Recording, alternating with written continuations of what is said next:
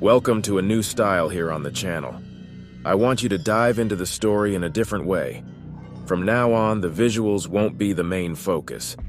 Instead, I want you to feel each word, each detail. You to close your eyes, or let the video play while you relax in a quiet place. Whether that's your room with the lights off, or even in the car on a night drive. I'll guide you into this experience.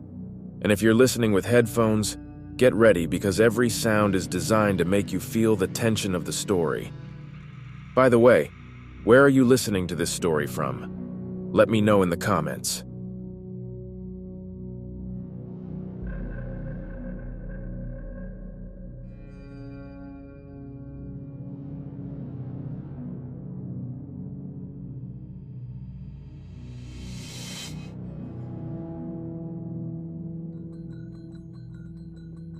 I've always worked with maintenance on farms and old properties in rural Oklahoma. I'm the kind of guy who does a little of everything, fixing fences, dealing with plumbing, patching up roofs. I've lived in Guthrie my whole life, and life here has always been quiet, pretty much in that small town routine. Here, ghost stories are older than most of the residents. One story that always caught my attention is about an old ranch nearby. A property that, they say, was once a clandestine psychiatric hospital back in the 30s. It seems to be a story nobody forgets, especially the older folks. The property is actually pretty isolated, a place not many like to go near, especially after reports started spreading about how the energy there felt strange. They say if you pass by at night, you might see lights flickering inside the house, even though you know it's empty. I never thought much of it. Figured it was just talk. I'd always heard about shadows, strange noises, but I thought it was just people trying to scare each other, like always happens with abandoned places. The ranch owner contacted me one afternoon, asking if I could check out the property. He wanted to know if it was still worth fixing up, maybe even selling the land. I thought it was an interesting idea, and since the ranch was only about 20 minutes from my place, I didn't mind going out there.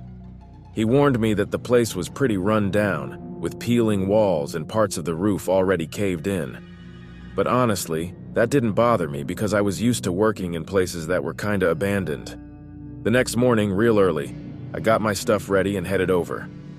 I got there around 9, just as the sun was starting to warm up. The dirt road was long and lonely, with nothing around but trees and some birds that wouldn't stop singing. The ranch was exactly as the owner described, an old mansion with an abandoned air that made it seem like nobody had been there in years. I even thought about turning back, but since I was already there, I decided to go ahead. I went in through the front door, which was slightly open and creaked every time the wind blew. The first thing I noticed was the smell of mold and dust, typical of a place closed off for a long time. There was a staircase right in the middle of the room, leading up to the second floor, but it looked like it was in rough shape. Everything around was in ruins, furniture covered in dust, and windows with broken glass. I walked around the first floor, checking what could be done. I mentally noted a few things like replacing beams and windows, but what caught my attention the most was the silence. It wasn't just any silence. It was the kind of silence that makes you feel like you're being watched. I kept walking around the house, and in one corner I found some old medical equipment, those rusty iron ones covered in dust. There were chairs, beds with restraints, stuff that would make anyone uncomfortable.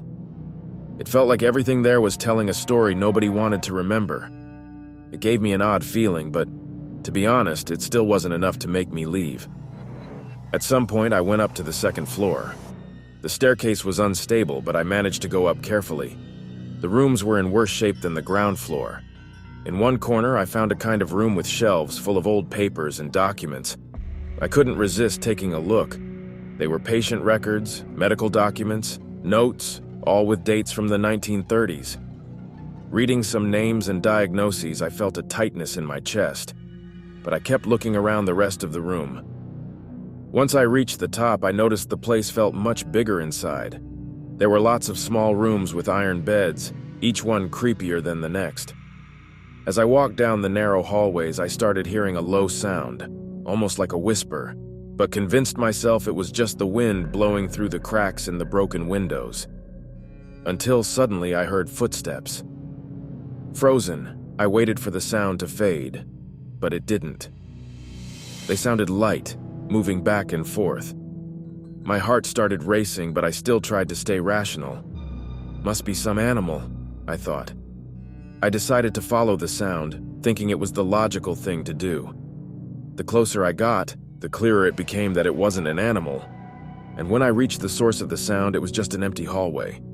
I thought about leaving as fast as possible, but I needed to finish the assessment, so I stayed focused. I went to the last door in the hallway, opened it, and found a tiny room with a bed and a nightstand next to it. When I got closer, I saw a toy on the nightstand, one of those old stuffed bears, but completely faded and missing its eyes. How strange, I thought. There was no reason for that to be there. I went back downstairs to try and ignore the uneasy feeling, and while I was checking the structure of one of the walls, I heard another noise, this time coming from outside near the barn. I dropped what I was doing and went to check. The barn was falling apart with the doors wide open and creaking. When I got closer, I saw footprints in the dust on the ground, but they were really small, like a child's. The strange thing was, there was nobody there but me. At that point, the discomfort was too much. I knew I was alone, but the feeling of not being alone was suffocating. I decided to call it a day and get out of there, even without finishing the assessment. I gathered my stuff and walked towards the truck, feeling like at any moment someone was going to call me. As soon as I left the property and got on the road, the relief was immediate, like I had left a weight behind. I went straight home, and when I told my wife about the experience, she said it'd be best to just let that story go and forget about the ranch. The owner called me a few weeks later, wanting to know if I'd continue the job. All I could tell him was that he'd be better off finding another professional.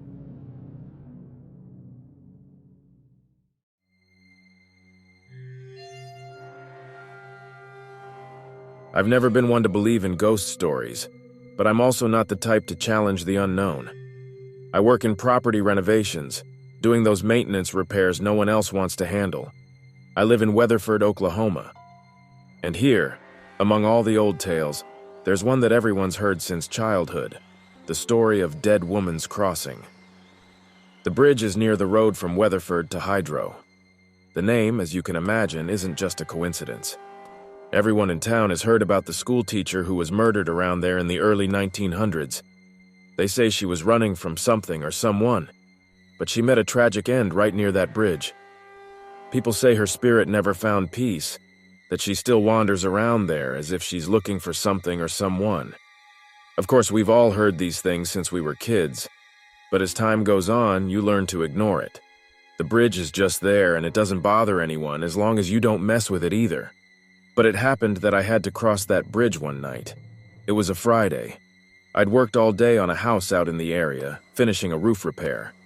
By the time I wrapped up, it was already night, and the only shorter way back home was through there. I wasn't going to take the long way around just because of some old stories, right? I even thought about stopping by the diner to grab something to eat, but exhaustion won out. I got into my old truck and started driving slowly since the road is full of potholes. As I got closer to the bridge, that feeling of emptiness started to bother me. It was absolute silence, the kind that even the wind seems to respect. I turned on the radio to try and drown it out, but the local station didn't help much, playing sad songs that only made the mood even stranger. That's when, out of nowhere, the radio started to static for no reason. I tapped it, twisted the knob, but I only got a few seconds of sound before the static returned. By then I was close to the bridge, and the only light was from my truck's headlights illuminating the dirt road. I thought about speeding up and crossing it quickly, but curiosity, or maybe stubbornness, made me slow down. When I reached the bridge, I slowed down even more. And that's when I saw something. There was a figure by the side of the road, almost at the edge of the bridge. It looked like a woman, but it was hard to make out because of the faint light from the headlights. She was dressed in white, but everything looked so blurry, like it was out of focus. I'm not the kind to get out of my car on a deserted road, But the situation was strange enough that I just stayed there, watching. She stood there, staring directly at the water, as if she was lost in some deep thought. I even thought it might be someone from town, someone who'd lost their way or maybe a tourist. But before I could do anything, she slowly turned around, and in that moment, it felt like a weight dropped in the air. The radio, which had just been making noise, went completely silent. The figure took a step, and that was enough for me to feel something I can't quite explain. It wasn't fear, you know. It was more like sadness, something heavy, as if I was carrying a pain that wasn't even mine.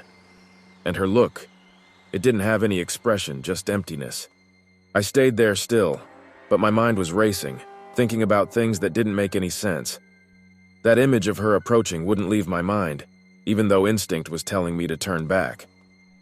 She didn't get close to the truck or try to do anything.